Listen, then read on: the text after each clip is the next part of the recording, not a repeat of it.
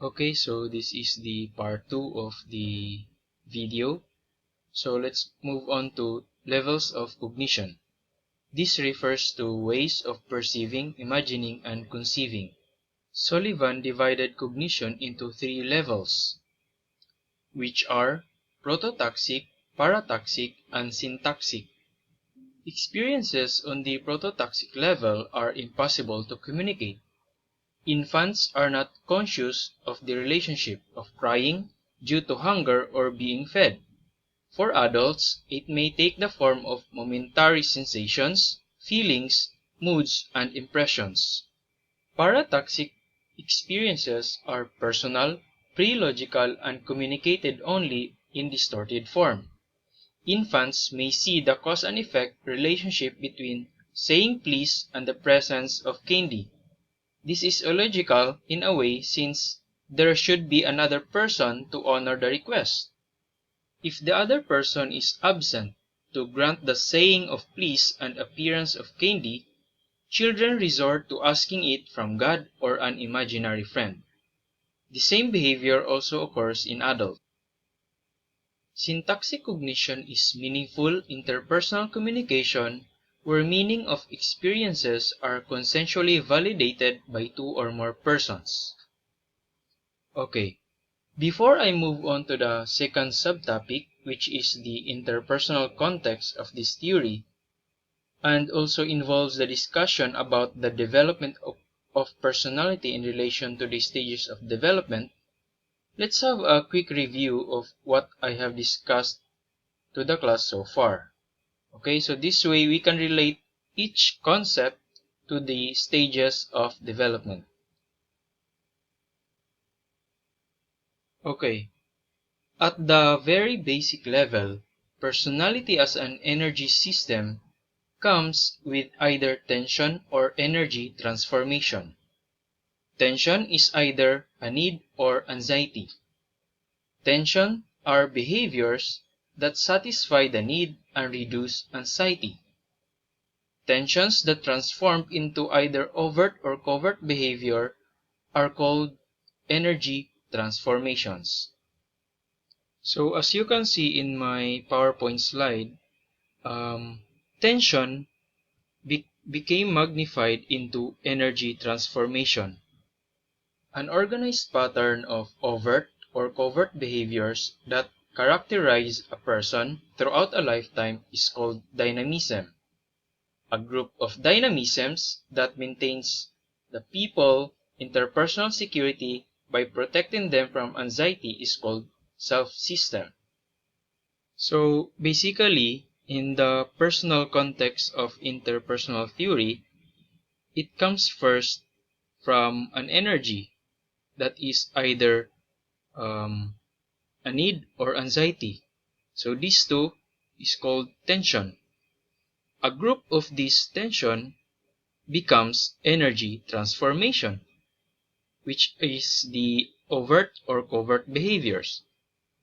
Now, a group of energy transformation becomes dynamisms. And then the all-inclusive of all dynamisms is called self-system. Stages of development. Personality change can take place at any time, but it is most likely to occur during the transition from one stage to the next. In fact, these threshold periods are more crucial than the stages themselves. Infancy, from 0 to 18 to 24 months. Sullivan believed that an infant becomes human through tenderness received from the mothering one. During this stage, the mother has two roles, either a bad mother or a good mother. This is the same concept with the good breast or bad breast of Karen Horney. Infants cannot survive without the mothering one to provide food, shelter, temperature, physical contact, and cleansing of waste materials. The mother's anxiety came from her life experiences. Nursing a seemingly unsatisfied infant is an additional anxiety experienced by the mother. This accumulation of the mother's anxiety is being transferred to the infant. Thus, the infant felt anxious. Childhood, from 18 months to 24 months until the age of 5 or 6. During this stage, the mother still has two roles but is fused into one. In child's perception, the mother now is congruent with the real mother.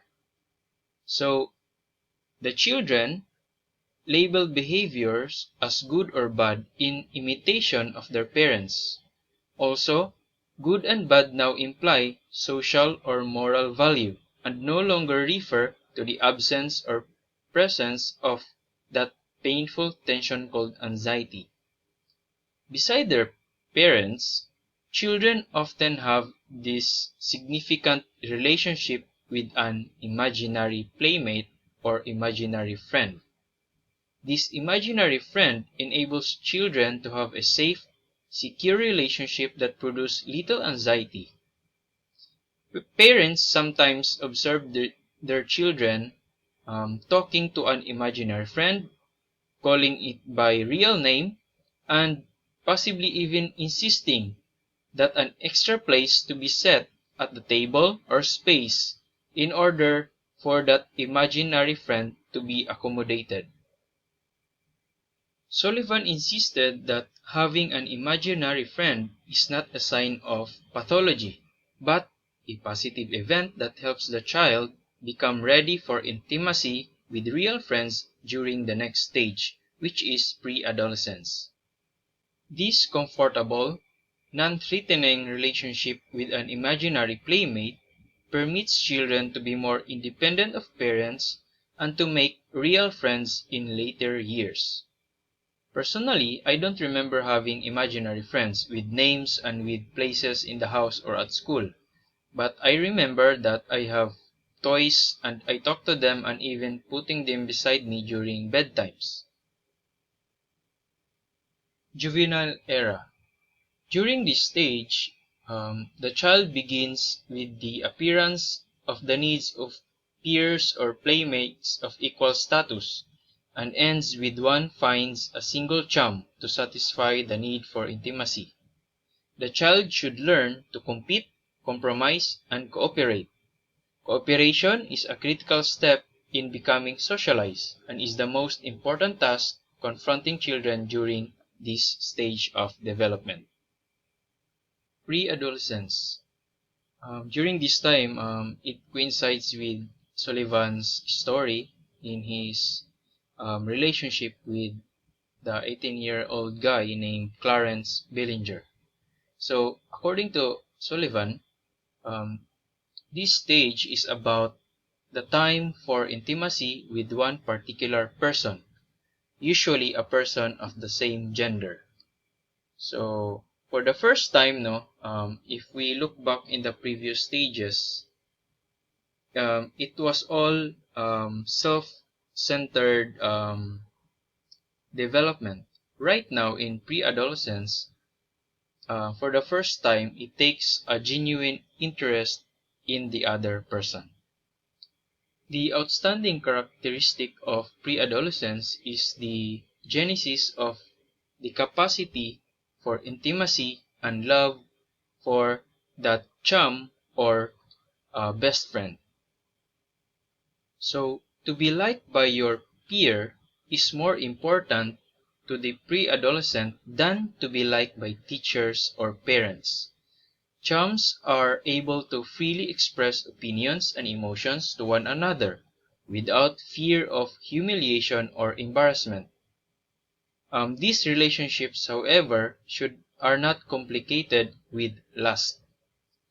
Additionally, mistakes during the earlier stages of development can be overcome during pre-adolescence, but mistakes during pre-adolescence are difficult to surmount during later stages. Early adolescence. During this stage, it marked the eruption of genital interest and the advent of lustful relationships. lust is emphasized during this stage. That is why intimacy, lust, and security often collide with one another, bringing stress and conflict to the young adolescent.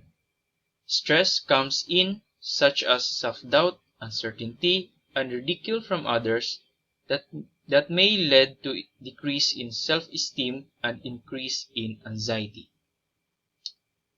Sullivan believed that during this stage of early adolescence, it is also the turning point in personality development.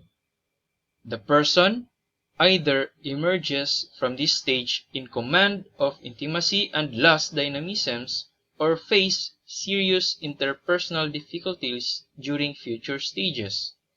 Although sexual adjustment is important on this stage, Sullivan felt that the real issue is getting along with other people. Late adolescence is the stage that is about the fusion of intimacy and lust toward the same person. It is also the time of self-discovery in the context of interpersonal relationships. The last stage is adulthood. It is a period when people can establish a love relationship with at least one significant other person. Mature adults are perceptive of others' anxieties, needs, and security. They operate predominantly on syntactic level and find life interesting and exciting. Psychological disorders and psychotherapy. Sullivan believed that all psychological disorders have an interpersonal origin and can be understood only with reference to the patient's social environment. Meaning, in the stages of development, disorders are derived from the same kind of interpersonal troubles that people face during that stage. Because Sullivan believed that psychic disorders grow out of interpersonal difficulties, Sullivan based his therapeutic procedures on an effort to improve the patient's relationship with others.